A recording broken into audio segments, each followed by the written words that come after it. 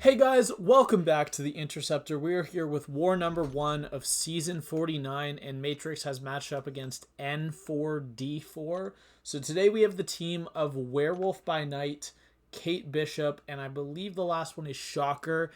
Unfortunately, one of the fights that I was taking, my last fight of the war, which is going to be Node 48 Serpent, with Werewolf by Night, was reassigned due to time zone issues, because essentially by the time I had to go to bed because I worked the next morning, my fight was not open yet, and by the time I had woken up, the person that was clearing the fight before and after had to clear, like, while I was sleeping, so they took it. They did end up soloing it, so it's not a big deal. I'm just giving a little context for why I have Werewolf by Night on my team, and he has 0 fights. So here, I am going to mess up. I'm going to mess up the spacing for the heavy counter SP1. And I'm also going to take a little bit of degen damage because Ma's about to throw SP1. Yeah, and I take a little bit of degen. It's really not that much damage, so it's not like a huge deal. We just need to throw a second SP1, and this fight is going to go down. Pretty straightforward. Ma doesn't really do anything on this node. I understand why he's here. This is a very common placement, but it's a reasonably easy fight, especially with a champ like Kate Bishop. This Mantis here on Ebb and Flow knockdown heavy hitter is a good placement because obviously you cannot use any science champions because the Tranquilize from Mantis becomes 100%. But with other champions, as long as you are patient and you just wait to see if your parries land, you don't just trust them, then you are completely fine. It is a normal matchup. And also, the Tranquilize does not affect her parry stun, her evade stun, I guess is what it's called. Like her parry evade. You guys know what I'm talking about. And as long as you are able to push Mantis to the SP2, she doesn't really do anything on defense. Here I'm going to go for a heavy into an SP1. And at this point, we have 2 perfect release cold snaps ticking. And yeah, this Mantis is just going to go down. She threw her SP1, but at that point it didn't even matter because the sleep was absolutely nowhere near triggering. So a very clean fight there. We are going to go into section 2 where I have 2 more fights on path 5. I was on path 5 both sections this war. And first up is a fight that's going to get a little bit scary. This is not an Onslaught, a Destroyer on Ebb and Flow Intercept.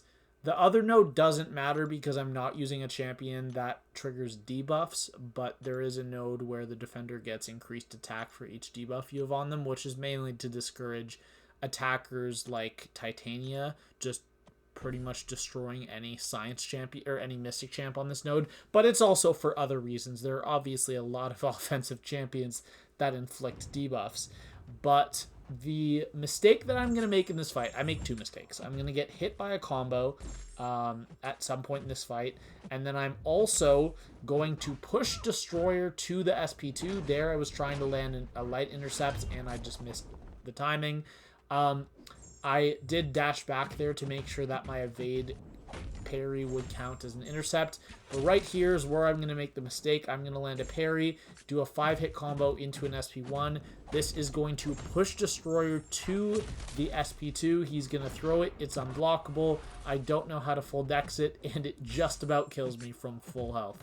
So even though I had an invuln on for this war, or for this fight, because I lost the invuln so early, it got very scary. But here, Destroyer does go down, but we finish with, what's that, 17% health on Kate Bishop, so definitely not that clean.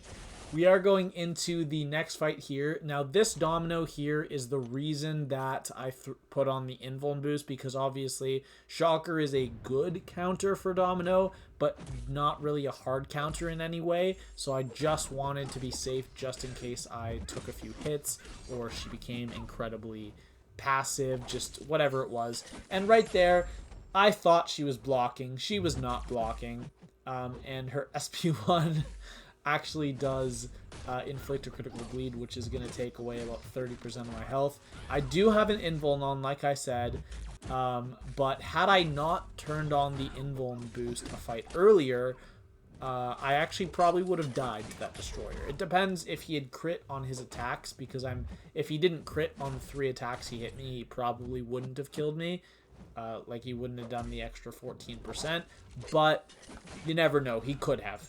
He could have crit me, and here I'm just going to use a Ricochet, Intercept, throw the SP2, and it is very important with Shocker on Ebb and Flow Intercept that you intercept and then instantly throw your SP2, because you do just barely have time to do a full charge on your heavy attack. Say you're up to like 100 charges, you could probably use about 80 or 90 of them and still have the heavy attack land while the protection is down.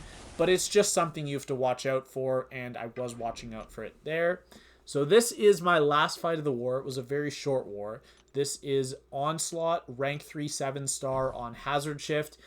And I just wish I could redo this fight. Like, it's not that terrible of a fight, but I know that if I had the chance to redo it, it could be a lot cleaner. I'm going to take 2 combos in this fight, but otherwise it was completely perfect. I hit all my full SP1 dexes, and it should have been a very satisfying fight. So, something I did not know about Shocker is that he not only gains his charges when the defender gains, when the defender has prowess removed from them, but he also gains a few charges every single time the defender gains a prowess, which is cool. But so after 1 SP1, I'm all the way up to 80 charges. But here I am trying to activate the crush, but he doesn't want to dash at me. And then the one time he finally does, I wasn't ready for it. He combos it into another one, and at this point I'm at 100 charges. And I just go for the SP2. I know this will kill. I'm not worried about it. And even if it doesn't kill, he doesn't have a crush passive waiting, so I'd just block the SP2 and I'd be fine. But the heavy attack does kill. So the fight still goes down in 1 SP1 and 1 SP2, and I definitely didn't need all the charges I had. But again, you can see why I just wish I could redo that fight, because ideally that fight would be like 45-50 seconds, and I would end with about 85% health with block damage factored in. But I'm not upset by how it went, because again, it was just kind of one mistake that turned into a second mistake. But stuff like that happens. We do get through the war. We didn't die. You can see right there, node 48 on the left was soloed, so it didn't really matter that someone else took it. I think they used White Tiger for who was the defender I said? Serpent? Yeah, it was Serpent there. And I guess the fight went well, because White Tiger is a very good Serpent counter. But that's it for this war. We did end up winning the war. I believe the final score was something like 10-58. I want to say it was 10-58. That's my guess. Something like that. But we are now 1-0 on the season. My death total is at 0, and my PSR is at 5 out of 5 fights soloed, or 100%.